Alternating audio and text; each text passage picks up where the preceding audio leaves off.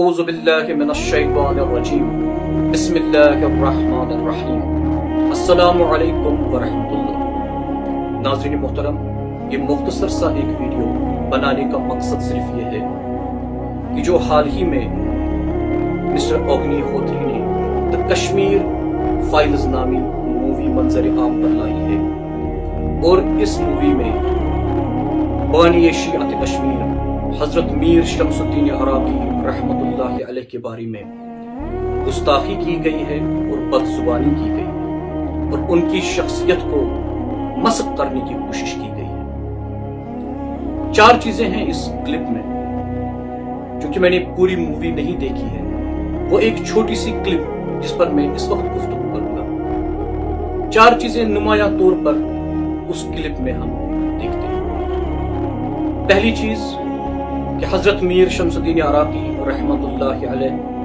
کے کشمیر تشریف لانے سے پہلے یہاں پر ایک رچ ہندو کلچر تھا، یہاں پر بہت سارے ہندو اسکالرز اور ہر طرف علم پھیلا ہوا تھا۔ اور دوسری بات، میر شمس الدین عراقی رحمت اللہ علیہ نے تشریف لانے کے بعد یہاں کے مندروں کو اور یہاں کے بتوں کو بنا کسی وجہ کے توڑا اور ان کو نیست نابود کر دیا۔ چوتھی بات کہ یہاں کے جو غیر مسلم افراد تھے یا ہندو تھے ان کو زبردستی کلمہ پڑھایا گیا۔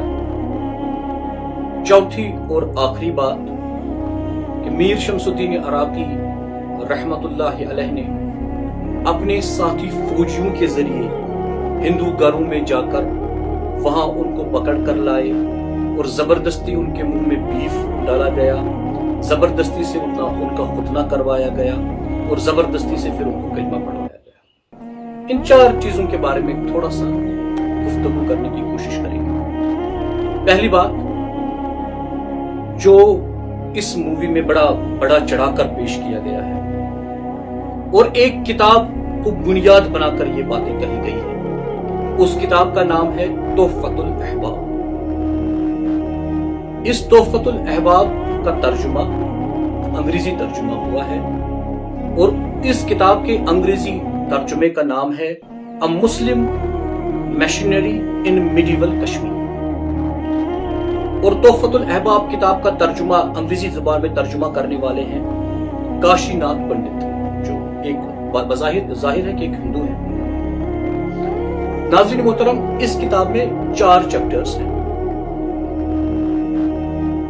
جو آخری چیپٹر اس کتاب کا ہے، اس کا جو ایک سب ٹائٹل ہے وہ اکثر پڑھنے والوں کو اپنی طرف مبذول کرواتا ہے، پڑھنے والوں کی توجہ اپنی طرف کھینچتا ہے، اور وہ سب ٹائٹل ہے اراکیز mission of destroying idols and temples in Kashmir. ظاہر سی بات ہے کہ جو اس قسم کا سب ٹائٹل ہوتا ہے جہاں پر بتوں کو برباد کیا گیا اور مندروں کو توڑا گیا، یہ بہت جلدی پڑھنے والی کی توجہ اپنی طرف کھینچتا ہے، اور اکثر لوگ جو ہیں وہ اسی ایک سب ٹائٹل کو پڑھنے لگتے ہیں اور باقی جو بھی کتاب ہے اس سے پھر نتیجہ اخذ نہیں کرتے، اور اس کا مطلب یہ ہوتا ہے کہ تاریخ مسخ کر کے پیش کی جاتی ہے، جو کہ اس مووی میں واضح طور پر دکھایا گیا۔ اور سب سے پہلا جو پوائنٹ ہے ہمارا وہ یہ ہے کہ کشمیر میں رچ ہندو کلچر موجود تھا، یہاں مہذب لوگ رہتے تھے اور علم ہر طرف پھیلا ہوا تھا، اور معاذن اللہ ثم معاذن اللہ حضرت میر شمس الدین عراقی رحمت اللہ علیہ نے آنے کے بعد طاقت کا سہارا لیا اور پھر یہاں کے جو ہندو تھے وہ کنورٹ ہوئے۔ اب اسی کتاب جس کو بنیاد بنا کر یہ تہمتیں لگائی جا رہی ہیں اور یہ فساد کی آگ لگانے کی کوشش کی جا رہی ہے، یعنی تحفۃ الاحباب، اسی کتاب سے میں یہ پیش کروں گا کہ یہاں پر کتنا رچ ہندو کلچر تھا۔ تو یہ اس کتاب کا ایک چھوٹا سا پیراگراف ہے، اور پیج نمبر 212 پیج نمبر ہے، اور یہ کتاب جو انگریزی میں اس کا ٹرانسلیشن ہے یہ آپ کو انٹرنیٹ سے بالکل مفت دستیاب ہوگی۔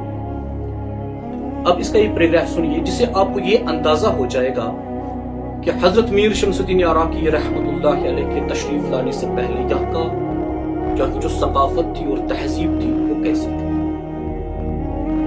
A festival was observed during the spring at the place called Kohimmaran. Kohimmaran यानी आज से हम हरी पर्वत के नाम से जानते हैं. Musicians, drum beaters, singers, dancers, etc. made a big crowd on that day. Many loose women and dancing girls joined them, and assembles of dance and music took place. People from all walks of life in the town, merchants and shopkeepers, laborers and professionals, all came to witness the festival of dance and music. People from villages and peasants, all subscribing to came along to get the pleasure of this festival. अब ये जो line है ये तवज्जो तलब है. Hindus and the corrupt people came to see the prostitutes and singing women. कोहिमारान के मौके पर बड़ा जश्न मनाया जाता था. वहां पर जो मंदिर मौजूद था उसमें